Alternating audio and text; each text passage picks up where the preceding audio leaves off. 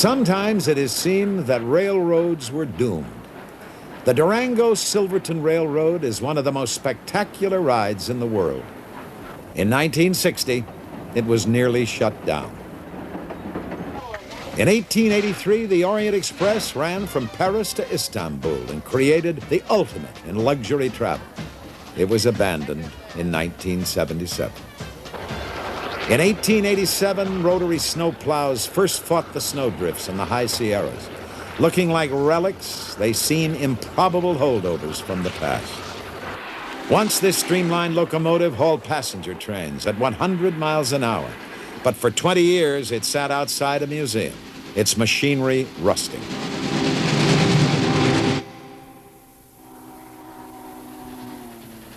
Yet today, these trains still run the rails. Now they evoke a more remote past, when trains first bridged the continent, ferried recruits to war, provided celebrities with an opportunity to be seen and a chic way to travel, gave a mobile campaign platform to politicians, and offered a refuge for hobos. Train tracks disfigure the countryside. Trains assault the senses with brutal noise and begrime the air. How then account for the multitude of people who love trains? You're actually running a train. You just can't get enough. I don't know, maybe I'm just a junkie for trains, but that's about it. I bought a caboose back in the 50s because I was busy riding trains in the 50s, and suddenly I read in the paper one day where trains were going to go out, all passenger trains would be taken off. And I knew unless I got a piece of the train, I would never be able to ride on the train again, so that's when I bought my caboose and put it in my yard. There are grown men who ride toy steam trains at a mountain retreat. There are train buffs who choose to ride through South America's Andes on a baggage rack. There's a town in Iowa that honors hobos. And there are thousands of young people competing for the chance to engineer a train. These are people who hearken to the lonesome whistleblowing and the clickety-clack of wheels on rails. Theirs is a worldwide fraternity with no membership requirements beyond sharing in the love of trains.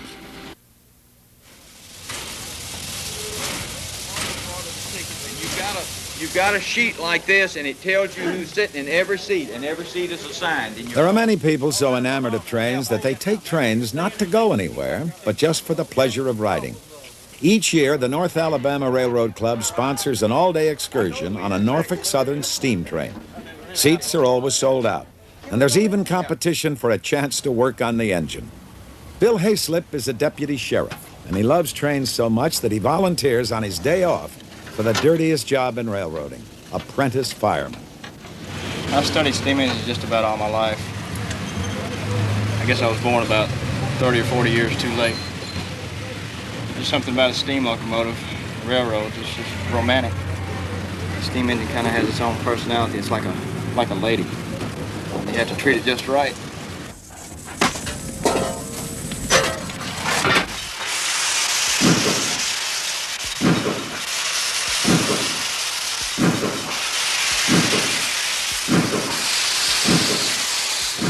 Steam engines evoke a special affection. Though inanimate objects of iron and steel, they seem to breathe with the fire of life. This day, the train will run to Chattanooga, Tennessee, evoking cherished memories of a popular song.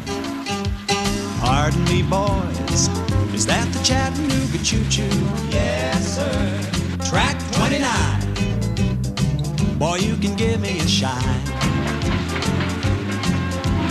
Can you afford to board the Chattanooga choo-choo? I got my fare and just a trifle to spare. There's gonna be a certain party at the station, satin and lace. I used to call funny face. She's gonna cry until I tell her that I'll never roam. So Chattanooga choo-choo, won't you choo-choo me home? Take me home. I've often wondered if I was maybe one of those few people that had trains in my blood or something, you know. Some people have alcohol, I have trains. And I spend all day in Birmingham just to see the 2 trains go through town. My wife thinks that's crazy, but you know, it's a thrill for me.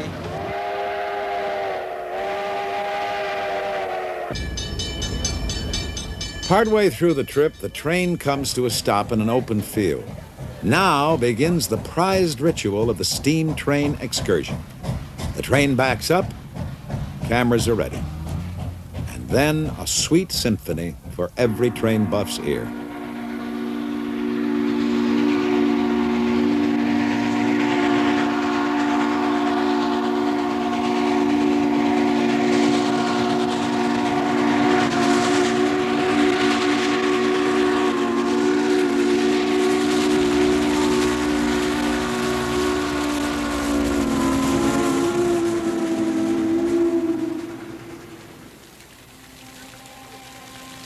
The train station in Chattanooga has been transformed into an entertainment center. When the train returns to Huntsville, Dr. and Mrs. Loney Lindsay stay on in Chattanooga for dinner in a refurbished diner. They remember another train trip long ago. We got on the train in Tuscumbia, Alabama, and we went to Chattanooga. Went up to the courthouse, and we got married. And that was 55 years ago, and we've had a very lovely marriage so far. And here 55 years later, we do that same stunt over again. The most popular rooms at the Choo Choo Hilton Hotel are old train cars, a nostalgic setting for recapturing fond memories.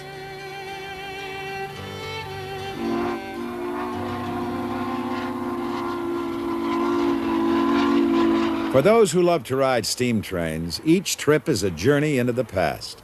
In the beginning, steam engines were at the center of the Industrial Revolution, which could not even begin until mankind learned one crucial trick: how to transform heat energy into motion. In the 1st century AD, the Greek scholar Harrow of Alexandria invented steam jet propulsion. Harrow's ingenious device remained a toy until 1712, when Thomas Newcomen developed the first successful steam engine. Newcomen's engine was used to pump water out of coal mines. 100 years passed before the first British-built steam locomotives took to the rails. Soon the public everywhere crossed the threshold of a new age as horses were replaced by the latest locomotive invention. Today, these early engines can usually be seen only at museums, where they seem as distant as dinosaurs. The John Bull is the oldest operable steam engine in the world. To mark the 150th anniversary of its first American trial, the Smithsonian Institution brought it out for a run along the Chesapeake and Ohio Canal. People who loved trains dressed up for the occasion and gathered from miles around. Many had never heard the hoot of a steam whistle or the screech of brakes.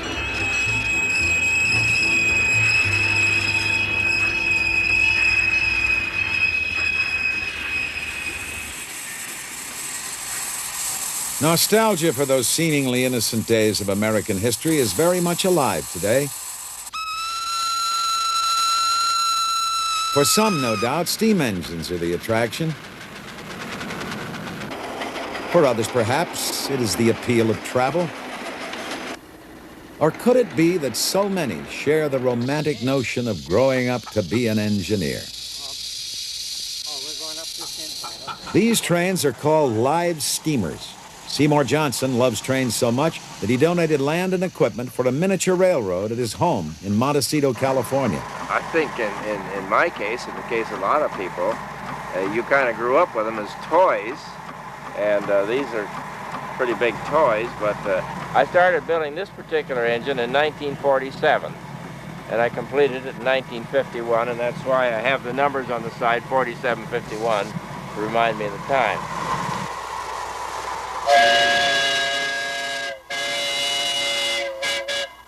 Johnson and the local members of the Goleta Valley Railroad Club spent 17 years building their line. Today, they test their engines on more than a mile of track.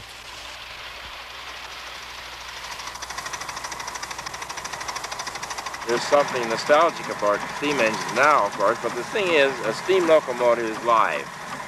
The engine talks to you when you're running it. You can feel what it's doing. It tells you I'm working too hard or I'm taking it easy. You can hear it in the stack. You can hear it in the sound of the blower and the sound of the fire. They got steam engines that are over 100 years old that continue to run. Once a year, Johnson and the club host a 3-day meet that attracts model owners from all over the country.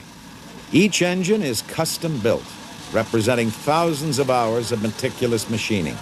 And as in real life, the engineers discover that steam engines can be cantankerous beasts, capable of fighting back.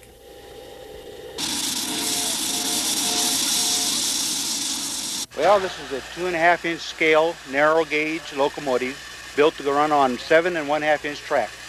We're trying to duplicate exactly the kind of engine that the Colorado and Southern used back in the years of 1890 through 1936.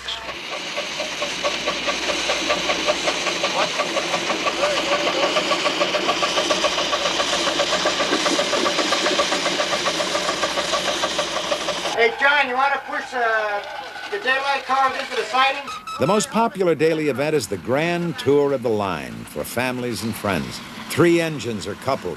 Together, they are pulling 6 tons of engines, cars, and passengers. We now have 14 cars.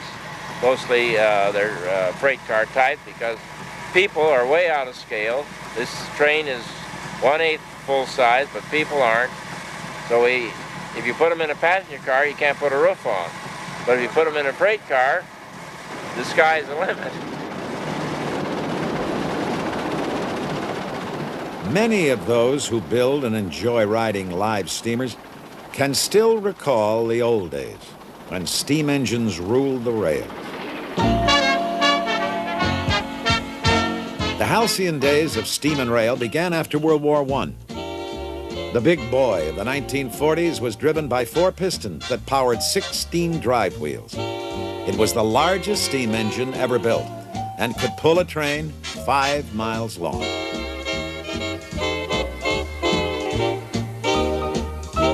And during World War II, steam engines transporting the freight, weapons, and troops to the seacoast made possible the fast buildup of America's war machine.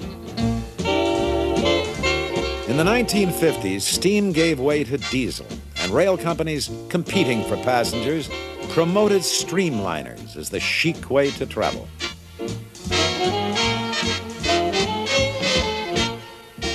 But late in the decade, passengers shifted to automobiles and airplanes for long-distance travel, and trucks took over much of the freight. The low point came in the 1970s.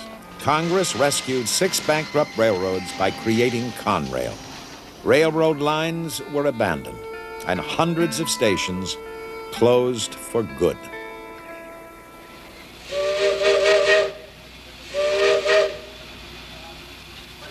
Although Americans seem to lose interest in passenger train travel, some countries maintained their trains as national treasures. The narrow-gauge Guayaquil and Quito Railway in Ecuador plays a vital part in national life, and people here use the railroad like a party line. It even serves as a food market on wheels.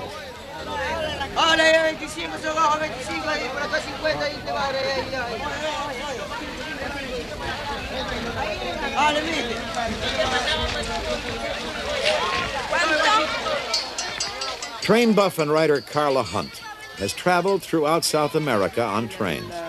The Guayaquil to Quito run draws her back as the most exciting in South America.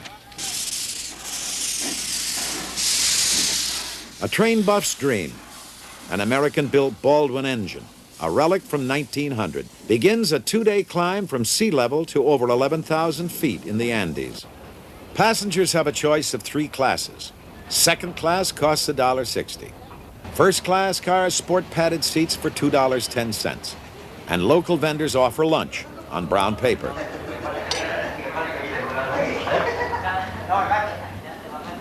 The affluent who ride deluxe get reserved seats and meal service. But some prefer the roof, where conductors seldom collect tickets. American engineers laid out the route in 1898. It took 10 years to cut the line from the sugarcane fields of the lowlands up over the Andes. When the train going up fails to meet the train coming down at the appointed siding, there's an unscheduled stop for a phone call to find out what happened to the other train. These trains, not only do they carry the people up and down, but they carry the mail. And every once in a while you see them with a medical prescription, a telex that might have come into Guayaquil but can't make it up between the two points. There's a telex facility at Riobamba, but between here and Riobamba there's absolutely nothing. The trains coming from Riobamba have problem in Guigra. One of the wheels of the machine was falling down off the track.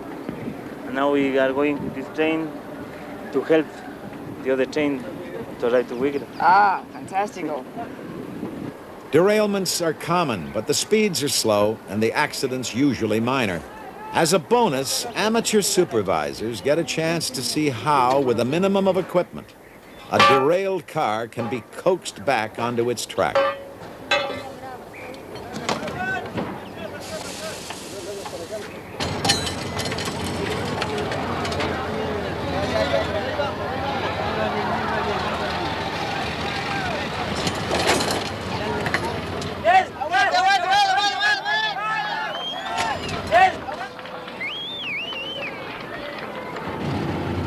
After a change of engines, the train climbs into the mountains once again.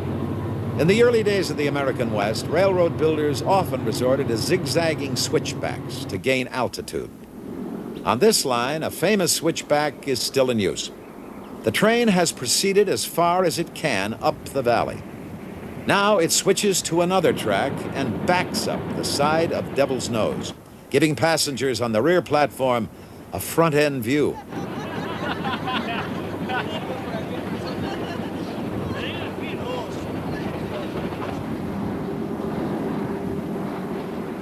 The train backs around the mountain, then switches again to climb higher.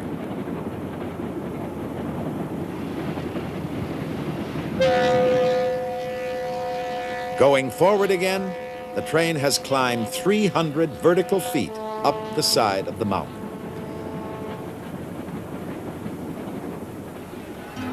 At the end of the first day, the train stops at Riobamba. For Carla Hunt, a visit to the market is a fascinating feature of the trip. People come from miles around to sell and buy. You see things in this market you won't see anywhere else in Latin America. But more than anything else, I like to wander around and look at all those beautiful faces. Yeah, you think it's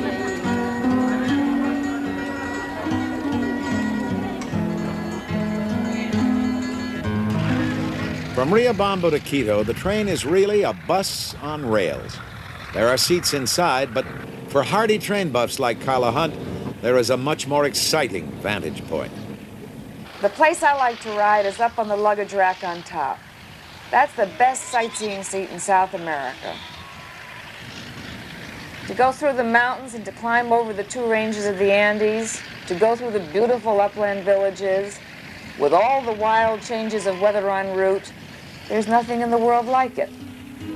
Clouds shroud the peaks of the Andes as the line climbs high through cuts in the mountains and then descends to Ecuador's capital, the Spanish colonial city of Quito, to bring to an end one of the world's most extraordinary train rides. In the United States, another spectacular train ride inspired one train buff to take dramatic action. The line from Durango to Silverton, Colorado was threatened with abandonment in 1960. Charles Bradshaw, Jr., a Florida citrus grower, rescued it in 1981. Like many a town in the Old West, Durango was created by a railroad. The Denver and Rio Grande chose the site, laid out the streets, and sold lots around the depot.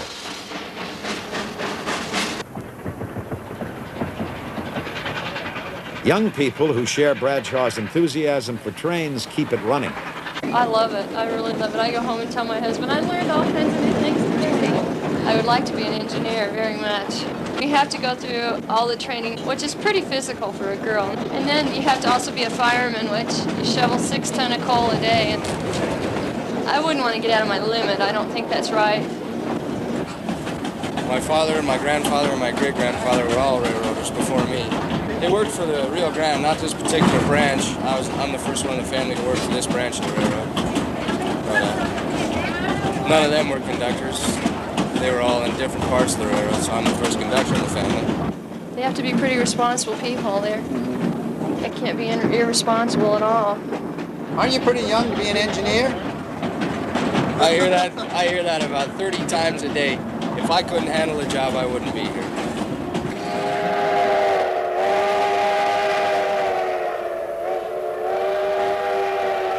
Silverton is only 45 miles from Durango, but to get there, the train must climb almost 3,000 feet. In the 1870s, huge discoveries of ore were made in the mountains surrounding Silverton. But there was no economical way to get the ore out. The railroad made the mines profitable. The ore is now removed by truck. The traffic has changed, but the town still prospers, mining tourist dollars.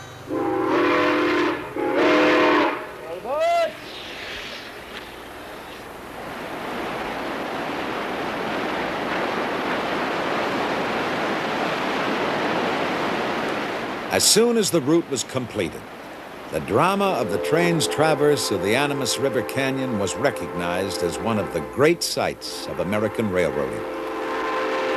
In the early 1880s, photographer William Henry Jackson lowered himself into the canyon to take this picture, published in Harper's Weekly magazine. Today's passengers can still enjoy the same spectacle. The ride is potentially just as dangerous now as it was then. A derailment could topple the cars 200 feet into the gorge.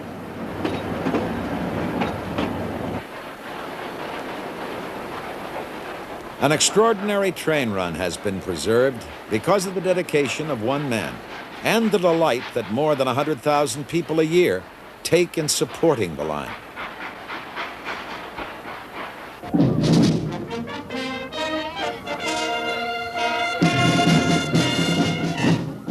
Boston has its marathon, New Orleans its Mardi Gras. Britt, Iowa honors hobos.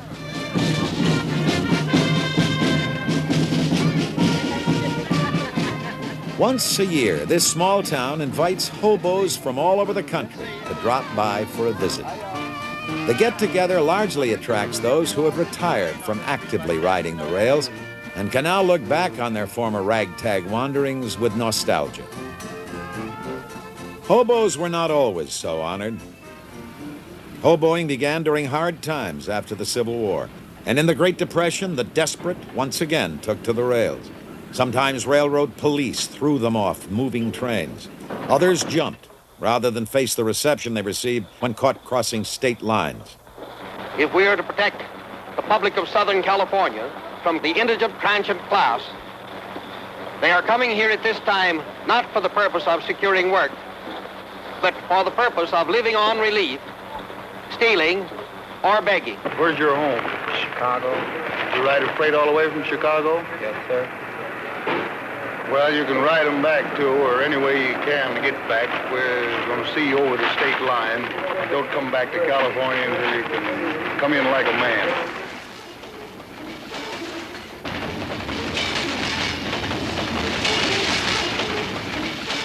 Hobo camps are called jungles, and life in them has always been hard. But in Britt, Iowa, the jungle is a place to renew friendships and swap stories. 78. Yes. Yeah. I remember you. Remember that bad? And now, wait a minute. Every year you get older, you have a special privilege. Every year you will get a little bit better at forgetting. Yes, I am there already. Hobos are known most often by their nicknames. Steam Train was first elected Hobo King in 1973. We got a young goat here, and it's going to be some pretty tender eating when we get him all browned up here. Yes, sir. We have some of the best music and some of the best food you ever sit down to. Was you good gal when my train left the shed? Where was you, honey, when that train left the shed? Standing on my front steps, wishing I was dead. Time has reversed these hobos' roles. Once they were outcasts. Now, Brit youngsters look up to them as knights of the open road who seem to have lived in a mythological age. That's my name. Say That's your name? Well, this is mine. Mountain Dew. I was talking to the hobo queen and she says, would you like to be hobo? And I said, sure. And I go, how do you be hobo? And she says, well, she pulled out this kind of perfume stuff or whatever it is. And she goes, I acquire you the prince, hobo prince. And she put some on my forehead. So I'm a hobo prince. And my name is Beer Belly Bob. I started out when I was about 16 and had 12 years on and off, different places, working irrigation ditches up in Washington, or cutting pulpwood in New York, doing lifeguard work down in Miami Beach, working gypsum plant in Yuma, Arizona, washing dishes in California, you know, different stuff like that. Worked in the coal mines, but they give me a day shift, and when I went in, it was dark. When I come out, it was dark, and I worked there 2 weeks. I told them when they put windows in there, I come back to work. How long did you hobo, from when to when? About, 1931 to 38, something like that. What satisfaction of being free. Being free, in other words, not have to count to anybody for your actions. As the sun sets, the hobos gather around a fire, and balladeers recall the hard days of Depression time.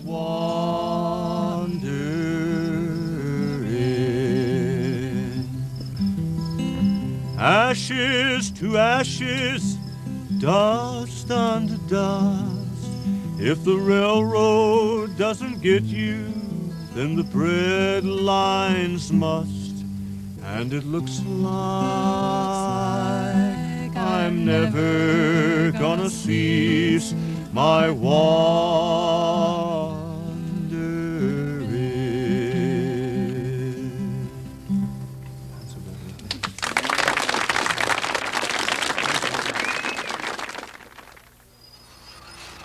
When most railroad buffs think of trains, they think of passenger trains.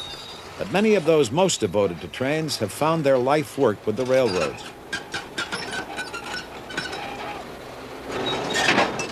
Whether they maintain the tracks or work on the trains themselves, the big business for them is freight, moving everything from coal to lettuce.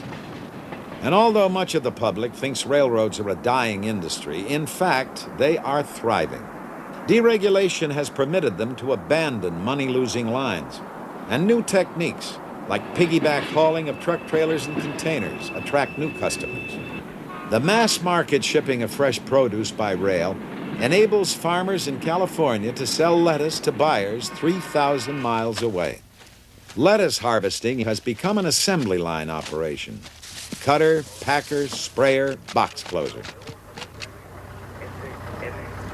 Today's lettuce that we've got is probably the best we've had in about a week and a half.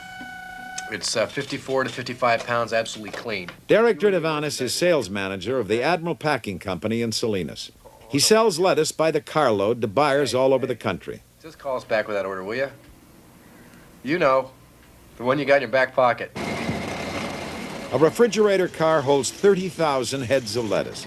This one is bound east for New York City. The morning after the lettuce is picked, the Admiral lettuce car has been joined to a 50-car train called the Salad Bowl Express. 5 Southern Pacific engines are needed to pull the train over a 7,000-foot high pass in the Sierra Nevada mountains.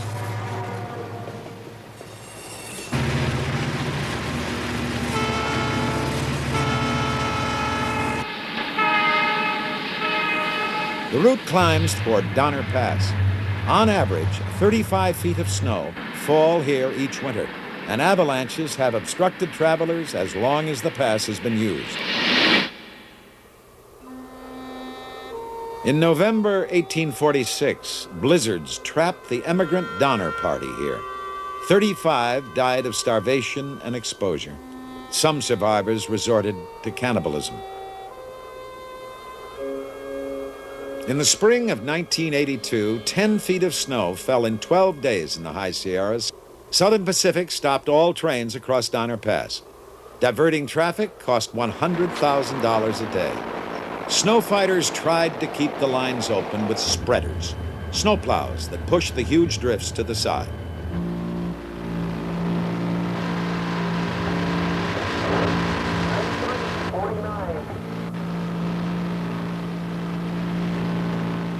But when the snow drifts too deep, spreaders stall and the pushing wings collapse.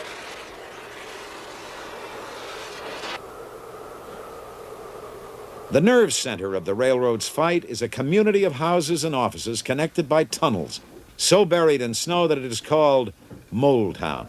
Here, 100 men and women work day and night. SP Norton operator. Everything's in the clear of the number two. How about the rotary? Rotary's in the clear of the number two. Okay, bring it. Management calls for its ultimate snow fighting machine, rotary plows that can dig through almost any accumulation of snow. Okay, Sandy. That light engine's being held right now. The rotary is going on down to the other end of the site.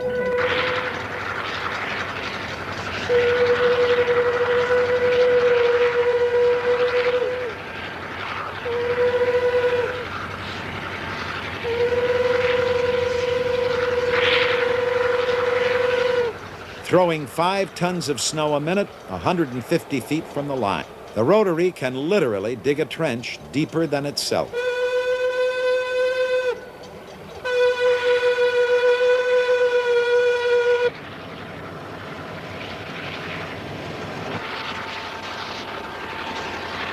As one rotary chews toward the top of the pass from the west, another struggles up from the east.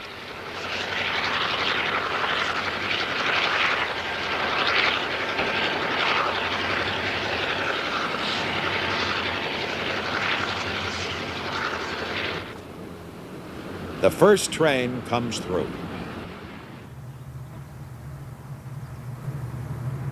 Beyond the Sierras, the Salad Bowl Express drops into the desert, and a new crew takes over. On the long, straight runs, there's time for shared stories and for trainmen to enjoy the camaraderie, which is part of the attraction they feel for their work. I don't think it's dawned on me yet that I've had a kid. Still in shock from it. Went in Sunday night, had it Monday morning. Last couple days been pretty busy for me. I was lucky. Generally, the railroad doesn't allow you to be in town. They keep you away from home quite often. So I was pretty lucky to be home when it happened. In 1950, I was on a high-speed perishable train, and a passenger train came out of a side track in front of us. We hit him head-on about 52 miles an hour. The engineer on the other train was killed. I'm very lucky to be here. Ain't that scared me?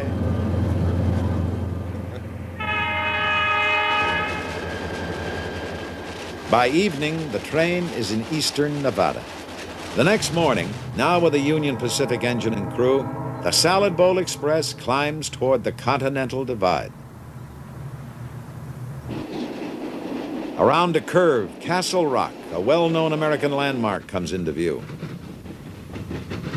The famous photographer A.J. Russell captured this same scene when the Transcontinental Railroad was nearing completion.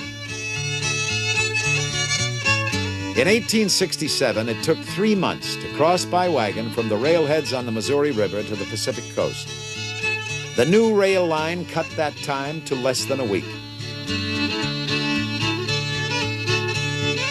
Irish immigrants living in railroad car dormitories built west. Chinese coolies built east. It was the most dramatic engineering accomplishment of the century. Gorges were spanned, mountains cut through or tunneled under. An army of workers fought summer heat and winter snow at a cost of uncounted lives. There were no movie cameras to record the great undertaking, but once movies were invented, filmmakers recreated the drama in classic film. John Ford's The Iron Horse, and Cecil B. DeMille's Union Pacific. Crossing the mountains, the deserts and plains, fighting the heat, the cold and the rain, summer to autumn, winter to spring. Bring 'em up, lay 'em down, make the hammers ring. Building a new road under the wheel, bind up the earth in iron and steel.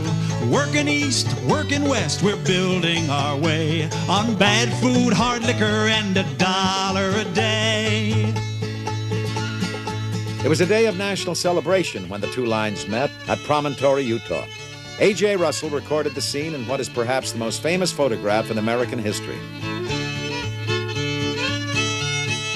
And in 1924, when John Ford recreated the scene for his film, he based the action on the photograph, complete with a still photographer to pose the crowd.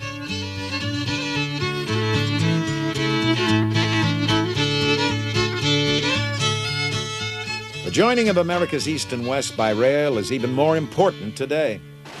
The Salad Bowl Express is only one of 60 to 70 trains a day moving across the nation on this one line.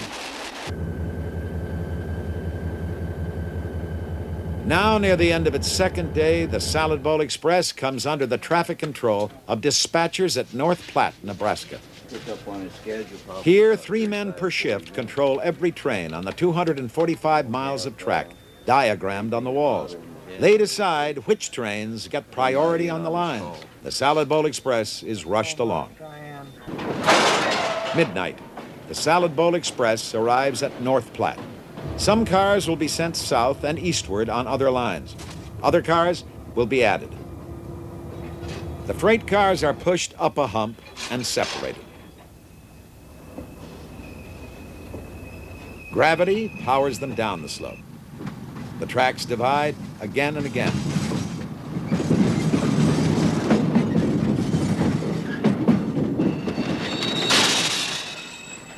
Automatic sensors weigh the cars, and retarders brake them. There are 221 miles of track in the yard, and as many as 5,000 freight cars at a time.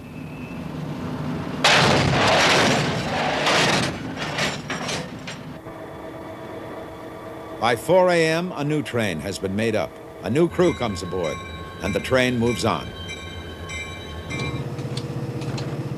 In the afternoon, the train crosses the Missouri River. Operated now by Chicago and Northwestern Railroad, it traverses the rich farmlands of Iowa.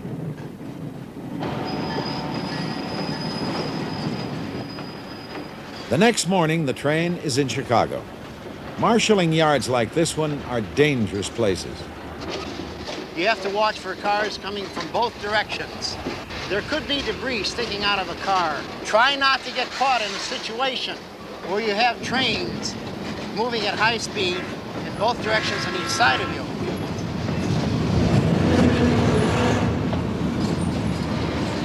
If you do have a tendency to feel dizzy, lay down on the ground. You could reel under the car. Despite railroad emphasis on safety, there is an average of 15 deaths and 6,700 injuries to American rail yard workers each year. Danger for railroaders comes not only from the trains themselves. In the early days, desperados like Jesse James, Butch Cassidy, and the Sundance Kid held up trains in the lonely plains and mountains of the West. Today, trains are most often attacked as they pass through depressed areas in big cities. We had one conductor, they got in with a gun and robbed him at Park Manor. And that's just a few things that we go through out here. Everybody thinks we got such a swell job. We have our ups and downs too. And this is our most dangerous spot of the trip. They put different articles in the tracks to derail us. They put old tires so they'll break the air hoses in two. They'll throw beer bottles, anything they can get their hands on. We've been shot at. They shot at me 5 times through the caboose windows. I got pictures of the hole. It was either a 38 or a 45 because it put big holes in the plexiglass. Sometimes they do it to rob the train. They break us in two to rob us, so they can take things off with it. And on the cabooses they have this plastic glass. Yeah, I know all about it. He's gonna throw. No, he's not either. Well, we go through this every day. It's nothing new to us. The many dedicated men and women who are drawn to railroad work also live with the danger that goes with the job. The Salad Bowl Express rolls through the heartland of the industrial Middle West.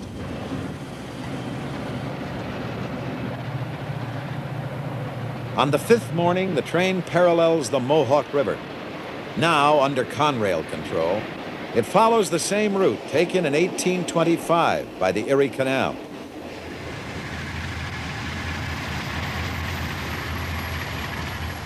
Early on the sixth morning, the Salad Bowl Express arrives at its destination in the Bronx.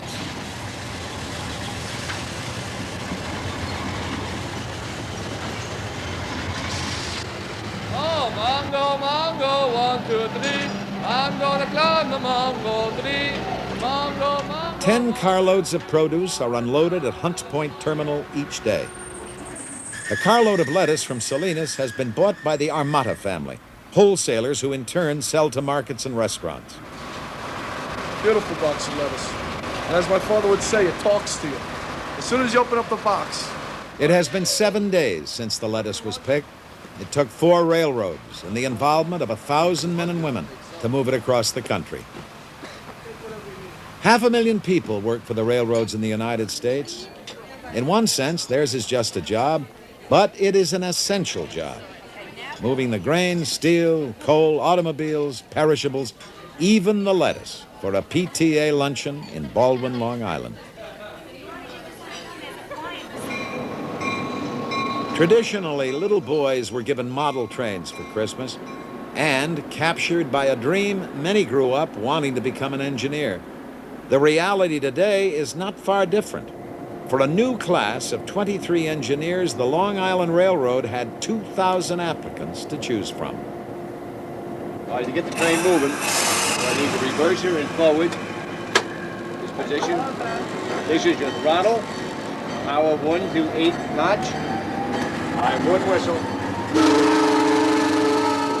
Dave Decker, senior instructor, has been an engineer for 14 years. Decker loves engineering and teaching, but the memory of train accidents in his past brings a special urgency to his teaching. Engineering used to be a man's job, but federal affirmative action guidelines give Vita Zamboli, a former secretary, an extraordinary opportunity to join an elite group of railroad employees. Where do we're on at? I can teach an engineer how to make the proper brake application and accelerate, decelerate. That's the easy part. My most difficult responsibility is to instill into an upcoming engineer that they have monumental responsibilities. There is no margin for error. Not when you're dealing with 1,600 people behind you. Hopefully, I can bring this across to these upcoming engineers. Are you relaxed? Little damp. All right. That's good. That means you got guts. If you're not nervous in here, there's something wrong.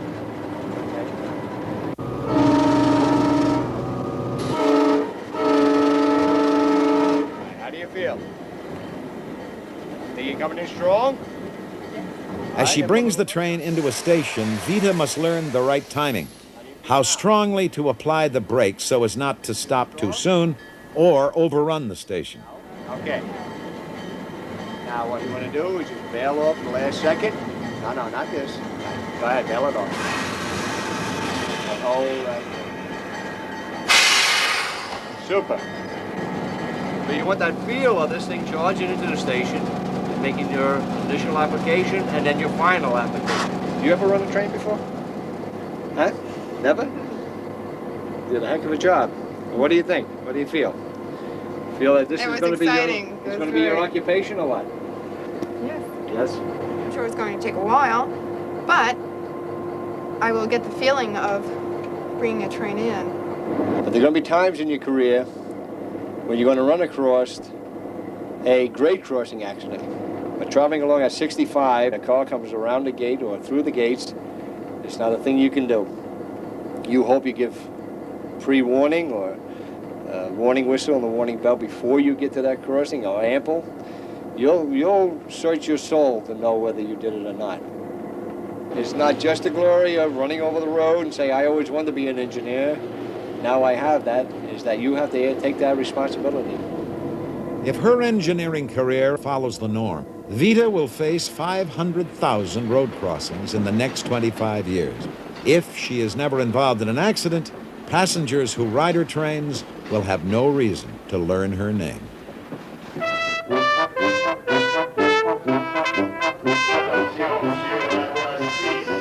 There are many great train rides around the world, but not one can match the aura of elegance, mystery, and romance surrounding the name Orient Express.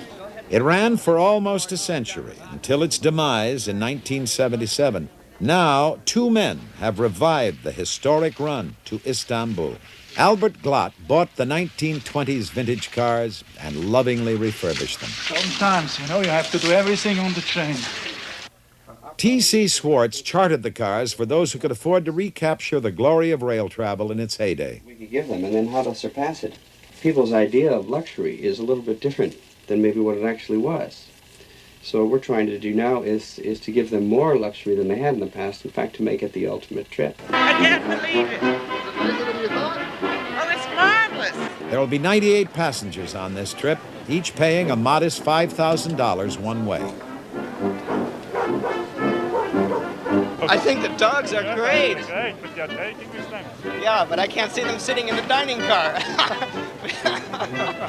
Some passengers, like actor Hal Linden and his wife, stage an arrival in the grand tradition, harking back to the aura of a princely trip. Original inlaid wood decorations and Lalique molded glass reliefs still decorate the cars. Names of the countries the Orient Express passes through, Austria, Hungary, Romania, Bulgaria, ring with romance. Memories of mysteries like Murder on the Orient Express surround the passengers with an atmosphere of champagne and dreams. Well, my name is Otto, and I'm supposed to play the piano all the way to Istanbul.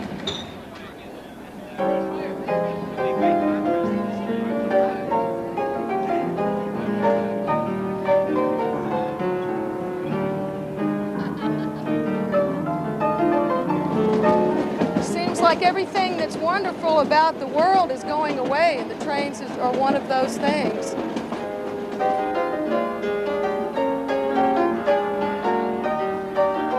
Kim Vosper and Kyle Collins advanced the date of their wedding so they could make this their first trip together as a married couple.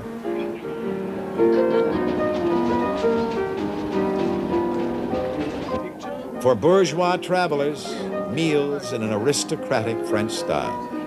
The ultimate temptation for those who count calories.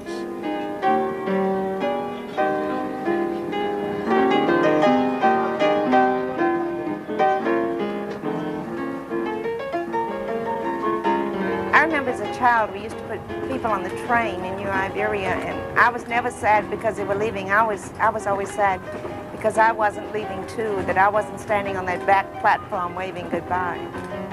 I think I was 6 or 7 when I took my first train ride. From that time on, I think I fell in love with trains. And when I heard that you could spend 4.5 days on a train, that sold me on this trip. The train cruises Europe like an ocean liner. Gypsies play, as they did on the first run of the Orient Express. In the evenings, there are gala 7-course dinners. And occasionally, the train waits as passengers are bussed to the entertainment. A champagne tasting at the 150-year-old cave of Mum's Winery in France. And just as on its maiden voyage, there is a festive reception in Budapest.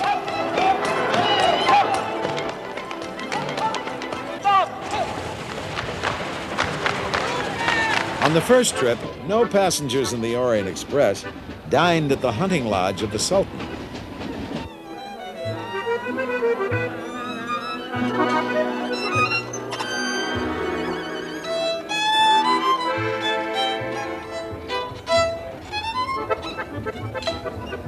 It is an express journey to the sun. But the high point for many comes in Vienna, where the Vienna Boys Choir is only part of the entertainment.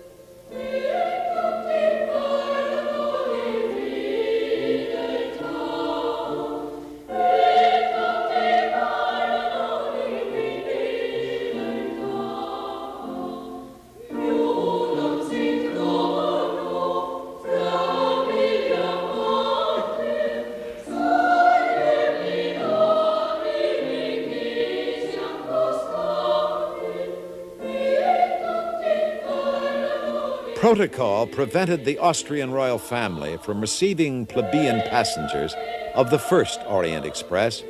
Now the Pallavicini Palace is theirs for the evening.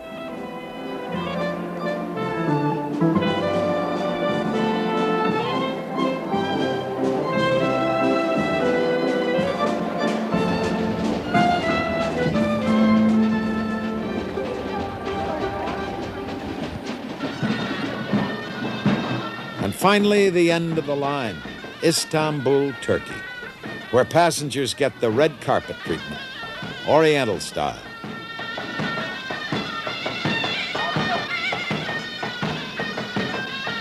For the 98 passengers of the Orient Express, the trip will remain an extraordinary adventure into the romance of rails. But the Orient Express has no monopoly on beauty. There are grand adventures for everyone in a rediscovery of travel by train. Amtrak's Crescent, with newly rebuilt equipment, races like a speeding ship across Lake Pontchartrain in Louisiana. The Great Plains offer the same sweeping vistas that challenged the pioneers so long ago.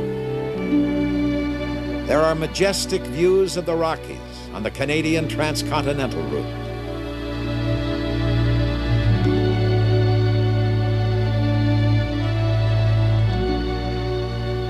The San Diegan is a beachcomber from Los Angeles to San Diego. In the future, new trains traveling 160 miles an hour are planned for the run between Los Angeles and San Diego. And that is only the beginning.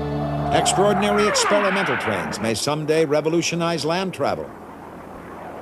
For those who love trains, whether as engineer, hobo, or passenger, there's an appreciation due for the songwriter's line, "It's got to be the going and not the getting there that's good."